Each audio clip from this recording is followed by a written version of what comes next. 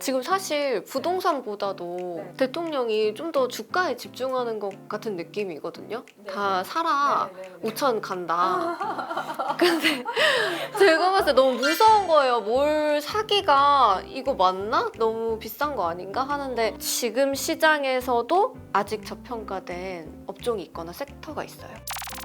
와. 안녕하세요. 오늘 돈터디 시간에는 양종중학교의 김나영 선생님이 오셨습니다. 안녕하세요, 선생님. 오랜만에 봬요. 안녕하세요. 반갑습니다. 네, 선생님 오늘 주제는 어떤 거 들고 오셨나요? 오늘 저평가된 기업 찾는 법 알아보려고 합니다. ROE 들어보셨어요? 들어봤어요. 네. 들어는 들어는 봤어요. 봤죠. 네. 그런데 맨날 들어도 헷갈리는 PER 다 비슷해요. PBR 이 세 가지 알면요. 그래도 너무 고평가된 거는 좀 피해갈 수 있다. 먼저 얘부터 보려고 하는데요. 만약에 스피치 사업을 이제 시작을 하셨어요. 100만 원의 자본을 가지고 시작을 하셨습니다. 그래서 아나운서 학원 이렇게 했어요. 그랬는데 100만 원을 가지고 1년에 10만 원씩 벌어요. 너무 좋게 본 거 아니에요? 100만 원밖에 투자를 안 해서요. 이게 100억 가지고 10억 벌었다 이거 마찬가지예요. 어머, 네네. 100억으로 10억 벌었다. 네. 10% 이게 ROE예요. 이게 자본이 얼마, 내 자본이 얼마 들어갔는데 그거 가지고 이익이 얼마 났지? 그럼 평균적으로 만약에 저렇게 10% 났다고 하면 잘 된 거예요? 사실은 이게 그 상황에 따라서 다르긴 해요. 인플레이션이 너무 심한 그런 상황에서는 이게 되게 매력적이지 않을 수 있는데 그런데 사실 요즘에 예금금리는 2%밖에 안 되잖아요. 맞아요. 그런데 10% 정도 이익이 났다? 이건 괜찮지 않나요? 너무 좋죠. 그래서 자본을 내 자본 가지고 이 정도 10% 이익을 냈다? 근데 이게 꾸준히 이렇게 갈 수 있는 사업이다? 그러면 괜찮은 거죠. 이게 리턴 온 이퀴티, 자기 자본 대비 수익률. 이게 단기 순이익을 자기 자본 대비해서 얼만큼 내느냐 그거를 보는 거예요. 그러면 ROE는 높을수록 좋을까요? 낮을수록 좋을까요? 높을수록. 그렇죠. 네. 높을수록 좋겠죠. 네. 우리 시총 1위 기업 삼성전자. 네, 삼성전자 보시면은요. 지금 2025년 여기 2라고 써 있잖아요. 2는 추정치예요. 지금 아직 2025년이 안 끝났으니까. 근데 추정치가 되게 중요해요. 이제 작년 말고 앞으로 얼만큼 될 것 같아라고 하는 추정치 보는 거 되게 중요하고요. 근데 2024년에는 9% 정도 나왔고 지금 8% 정도 추정하고 있어요. 근데 보시면 삼성전자랑 SK 하이닉스가 2023년에 되게 안 좋았지 않아요? 왜 이랬어요? 왜 그때가 저렇게? 얘네 둘 다 공통점이 뭔 것 같으세요? 반도체? 그쵸. 반도체가 상황이 안 좋았거든요. 이런 거를 왜 시클리컬이라고 표현을 합니다. 그러니까 경기를 되게 타는 주. 그래서 삼성전자나 SK하이닉스나 이런 반도체가요, 되게 경기를 되게 많이, 경기 순환에 되게 민감해요. 제가 이제 여기 지금 뽑아온 것들이 요즘에 좀 날아가는 애들을 좀 가지고 왔습니다. 그래서 보면 한화 에어로스페이스 요즘 많이 나왔죠. 네. 뭐 하는 기업일까요? 방산. 네. K방산. 방산 때문에 요즘 그 전쟁들도 여러 나라들에서 많았고 거기에 이제 우리 무기 수출도 K 무기들 막 수출했고 막 이래가지고요. 2023년, 2024년 쭉쭉 늘어나죠. 25, 53. 그리고 2025년엔 살짝 이제 내려가는 한국 조선해요. 우리 그 트럼프 대통령도 조선 막 우리랑 같이 협력하자 막 이랬잖아요. 그래서 우리의 조선이 또 안 좋았었다가 이렇게 안 좋았었다가 굉장히 높아졌죠. 추정치 더 좋아지고 있습니다. 그리고 네이버는요. 요즘에 또 좀 핫해진 이유가 있지 않나요? 두나무 가상화폐 인수한다고 그래가지고 요즘 또 핫해지면서 또 이제 또 높아지고 있습니다. 그리고 삼양식품은요. 라면? 불닭? 불닭볶음면과 네. 그 까르보 불닭 네. 그 뭐 미국에서도 막 난리였잖아요. 그러면서 굉장히 높아졌는데 요즘 캐대현 때문에 거기에 또 뭐 많이 나오면서 삼양식품도 그러면서 굉장히 41% 정도 추정 이렇게 하고 있습니다. 또 네이버가요 2021년에 ROE가 106%였거든요. 무슨 일이야 라고 했었는데 그때 라인이 네이버 자회사였다가 관계 회사로 바꿨어요. 그러면서 일부를 매각을 했대요. 그러면서 그게 단기 순이익이 잡힌 거예요. 근데 이렇게 해가지고 잡힌 거는 일회성이잖아요. 네. 계속 벌 수 있는 돈이 아니잖아요. 네. 그러니까 그거는 ROE인데 이게 계속될 수 있는 ROE가 아니구나. 네이버 무슨 일이 있었지? 그럼 찾아보셔야죠.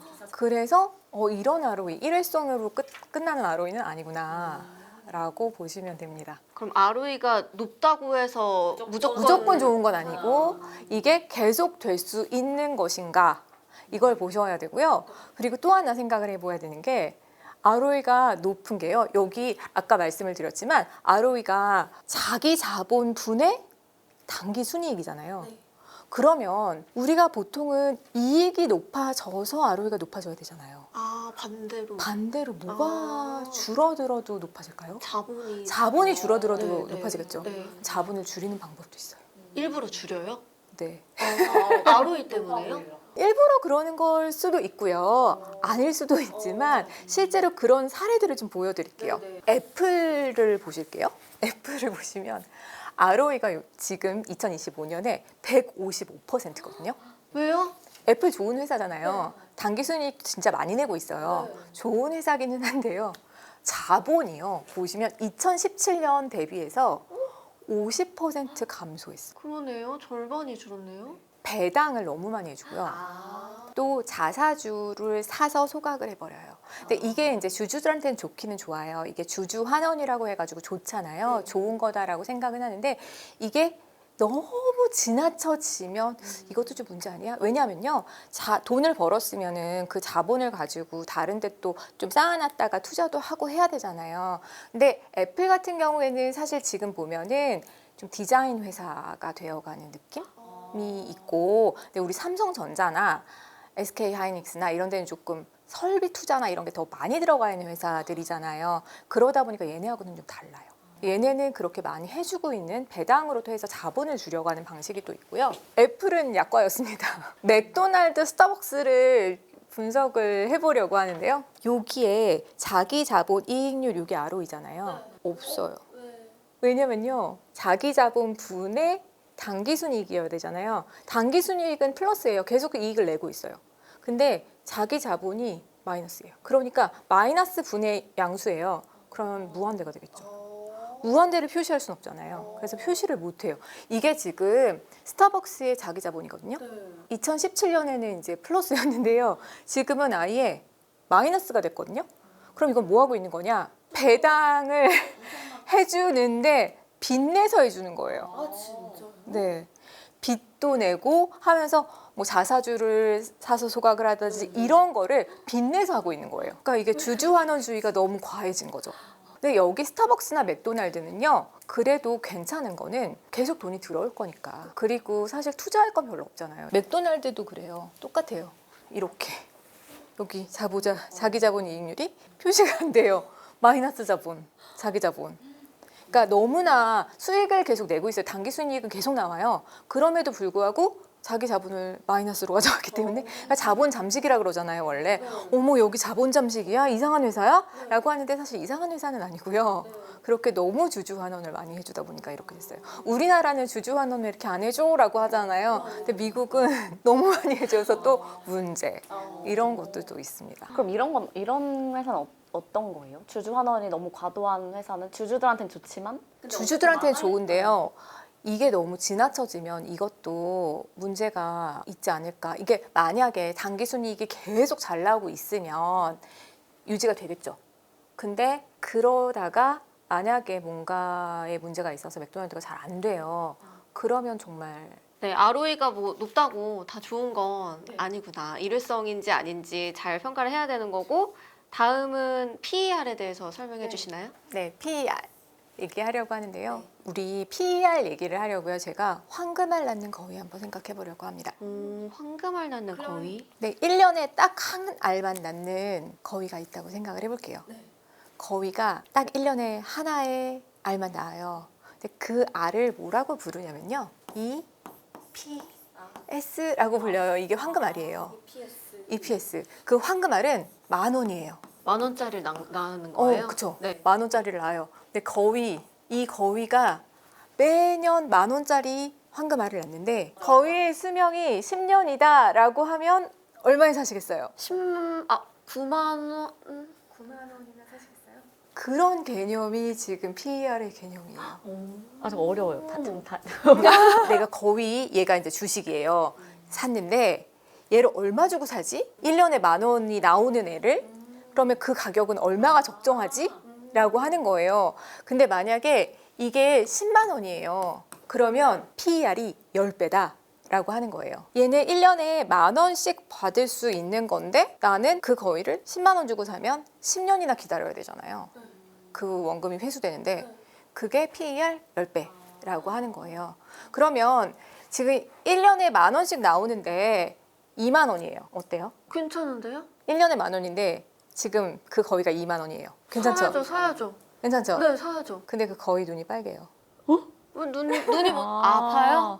2만 원은 괜찮을 것 같은데. 2만 원 괜찮을 것 같아요. 근데 6개월 후에 죽었어요. 또 그럼 뭐야? 당했네. 10,000원도 못 받은 거 아니에요? 그쵸. 그럴 수도 있다는 거예요. PER이 2배다. 그럼 괜찮네? 라고 생각을 하잖아요. 그런데 얘가 망하는 사업인가? 그럴 수도 있는 거잖아요. 우리 정말 투자의 대가 워렌 버핏이 이런 선택을 한 적이 있거든요. 워렌 버핏의 회사 이름이 뭐죠?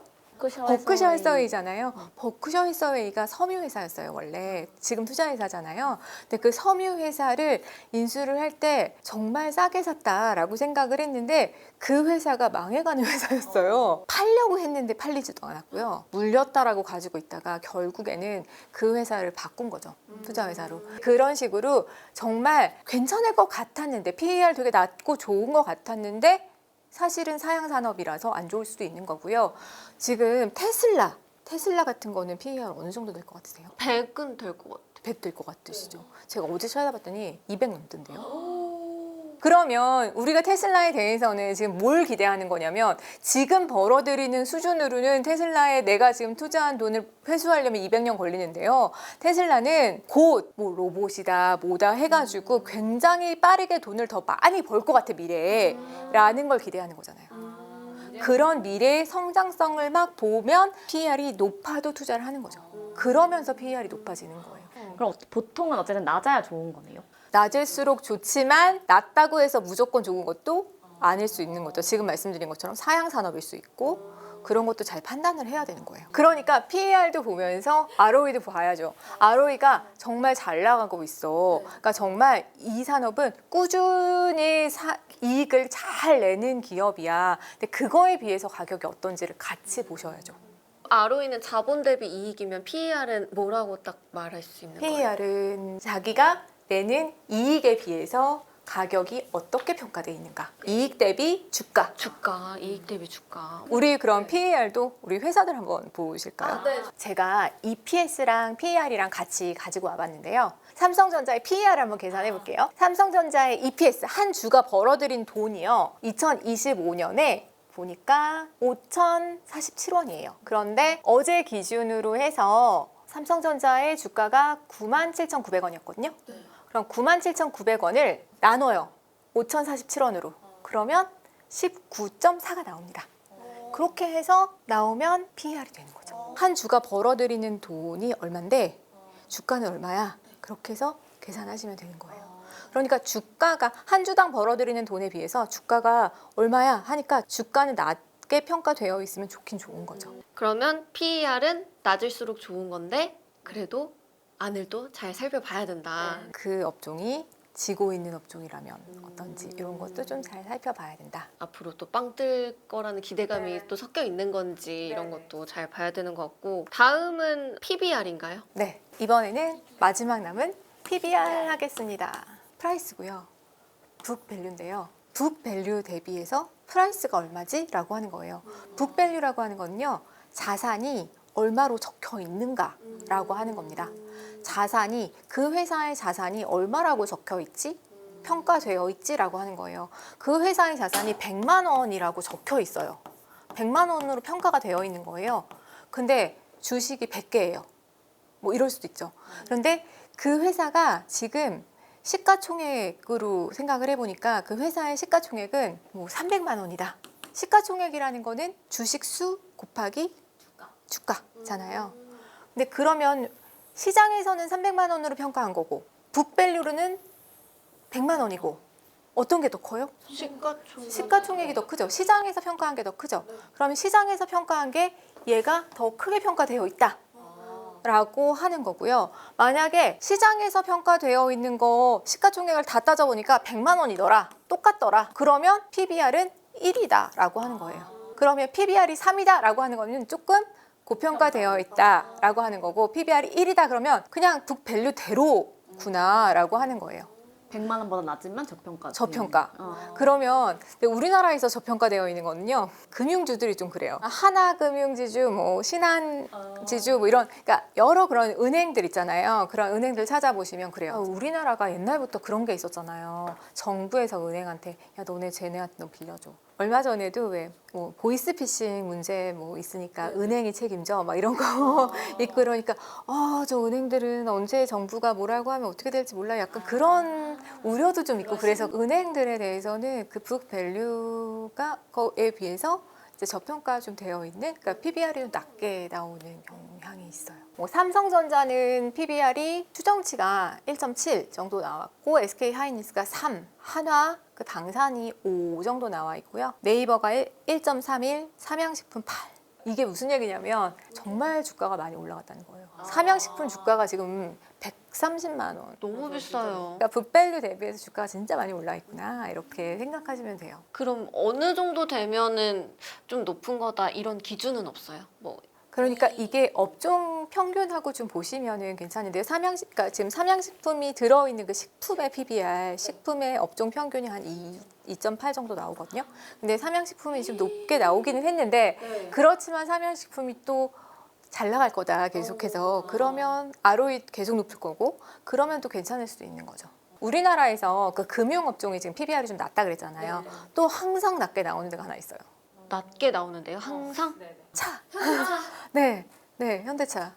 현대차가요. 0.5 정도, 0.5, 0.6 그 정도 나와요. 그래서 PBR이 낮은 종목들이 그런 게 차랑 금융 이런 건 좀 낮아요. 그러면 ROE, PBR 그리고 PER에 대해서 주로 얘기를 해주셨는데 낮을수록 좋은 거. 근데 눈은 여겨봐야 되긴 하지만 낮을수록 좋은 거는 PER이랑 PBR. P로 시작하는 건 낮을수록 좋다. P. 오케이. 그리고 높을수록 좋은 건 ROE. 그럼 우리가 주식 살 때 그 지표들은 어디서 보는 거예요?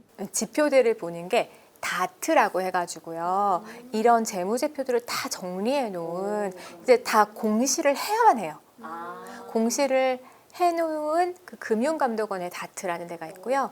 그리고 간단하게 보는 거는 그냥 네이버에서 기업 이름 치시면 그 정보가 쭉 나오고 그렇게 되고 또 뭐 MTS에서도 뭐 종목 검색하시면 정리가 되어 있으니까 이렇게 보실 수 있어요. 근데 저는 개별 종목은 솔직히 사본 적이 없고 다 ETF 사는데 ETF도 종목 정보 보면은 그게 다 이런 PBR 이런 게 있더라고요. ETF는 기업들을 모아놓은 거잖아요.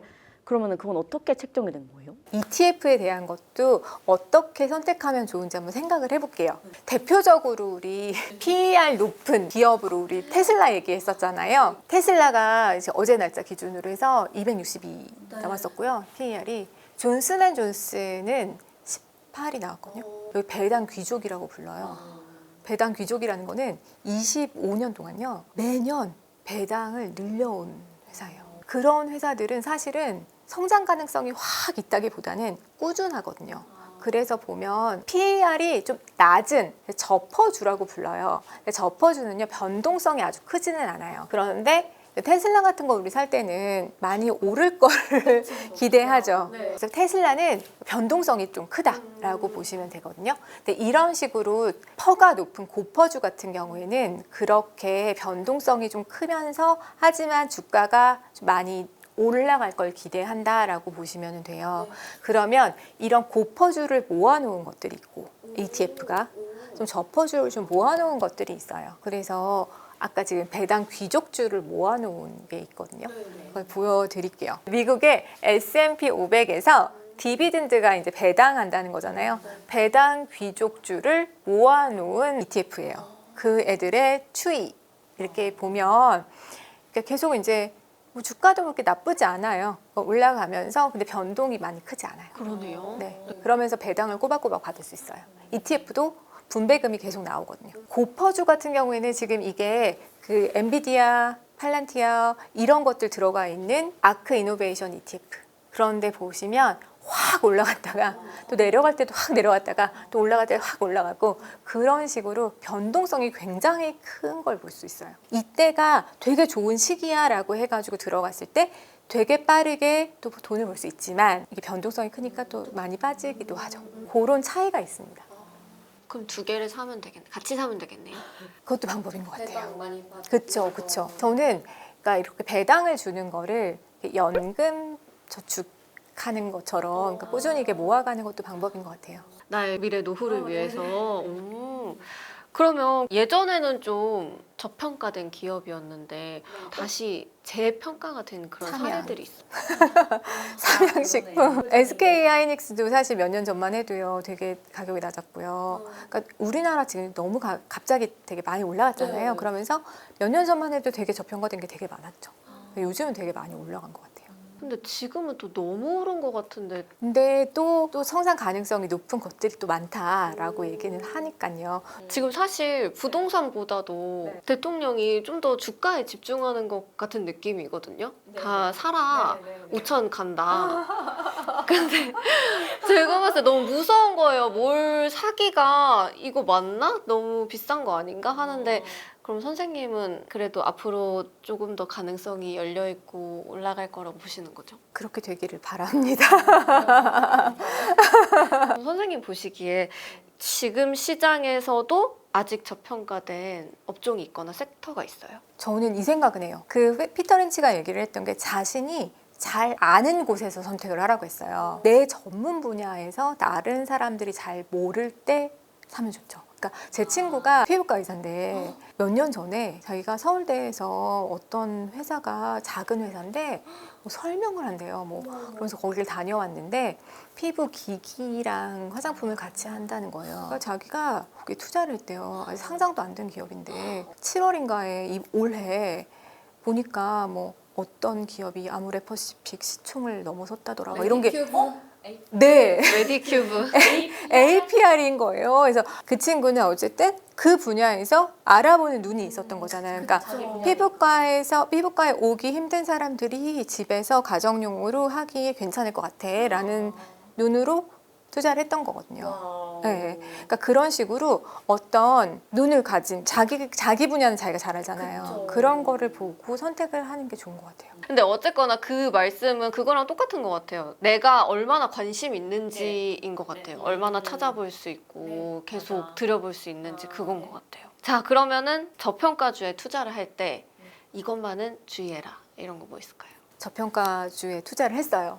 투자를 했는데 계속 지켜보다가 그게 아닌 것 같다 하면 바로 손을 털어라. 아, 네. 남의 얘기도 듣자. 그거는 꼭 잊어버리지 않았으면 좋겠고요. 내가 틀릴 수 있다. 그러니까 그게 왜 이 가치 투자의 아버지라고 부르는 분이 벤자민 그레이엄이거든요. 워렌 버핏의 스승이에요. 근데 그분이 얘기를 하신 게 내가 틀릴 수 있다. 그러니까 내가 한 100 정도가 적정하다고 생각을 했는데 그런데 그거보다도 좀 더 싸게 사라라고 얘기를 하거든요.